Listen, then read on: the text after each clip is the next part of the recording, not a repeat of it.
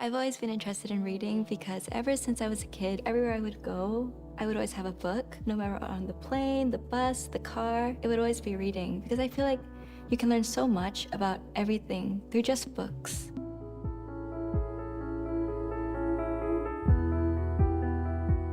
In school, I would go to the library, and that would be somewhat my favorite time of the day. When it's library time, I'd go borrow like 7 books, and then I would return it, and I would get new books every single week. I'm a fast reader.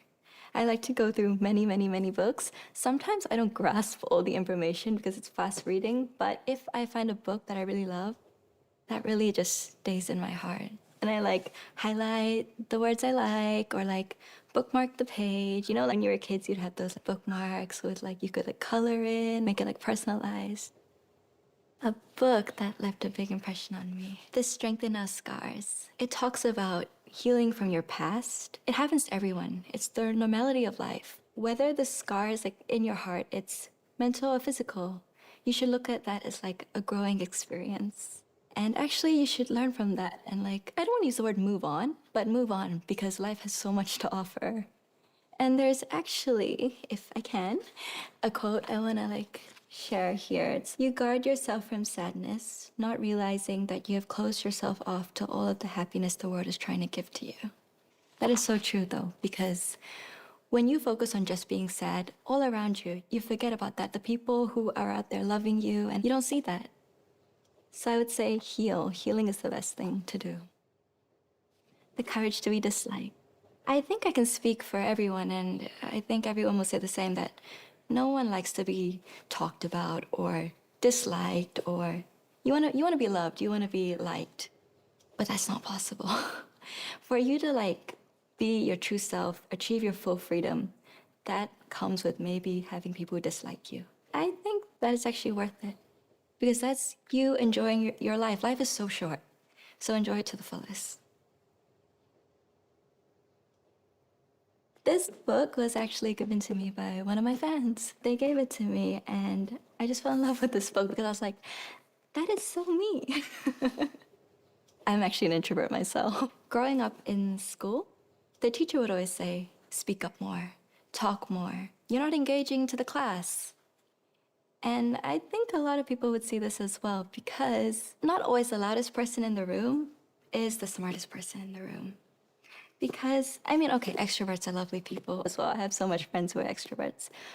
But appreciate being an introvert and don't try to change that as well. This book, it talks about that being a listener is one of the powerful tools in the world. Not everyone can do that, where you sit down and have a conversation with someone and you take every single information that they say.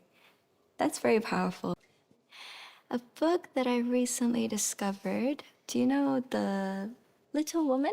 It is also a childhood book. It talks strongly about strong leadership in women as well, because the character Jo, she suffered through many things and like she had to go through a lot, but she was also really, really strong about what she wanted.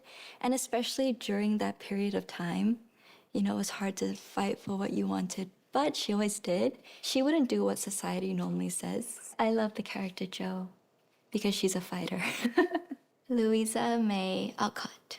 She kind of wrote Jo through her perspective of growing up. So she was a nurse. She had a lot of things to fight about during the 19th century. It was a tough time for her, and she chose to write in order to provide for her family. So yeah, they're all like really, really strong, powerful women. So this book, Girls on Film, it's Malone, who says that movies shape how we view life, which is really interesting because, you know, there's happy endings, there's unhappy endings. Sometimes movie gets sugar-coated. It's many things. But what I really liked what she talked about was female representation back then wasn't strong. The amount of like female screenwriters, female directors, it wasn't much because it was a very male-dominated field. She suggests that you should empower each other, like woman empower woman. So like when you work together, you should like try uplift each other, because she talked about it. In her time, that's what helped her. And also when you see like a strong woman character on screen, it motivates the younger generation as well to be like, yeah, I can be like that. So I think a really good advice from this book is that if you have a dream, you can do it. Like she inspires like anyone who is like female actress, female directors, go for it. You can do it. And of the Green Gables, I would say like what I like about her is her positive attitude towards life. She didn't start off from like having everything, but she works her way. She has this like high ambition that I'm gonna get what I deserve. And she has this like make mistakes, but whatever, I make mistakes. Everyone makes mistakes. Throughout the book, she also matures, so you follow through her journey.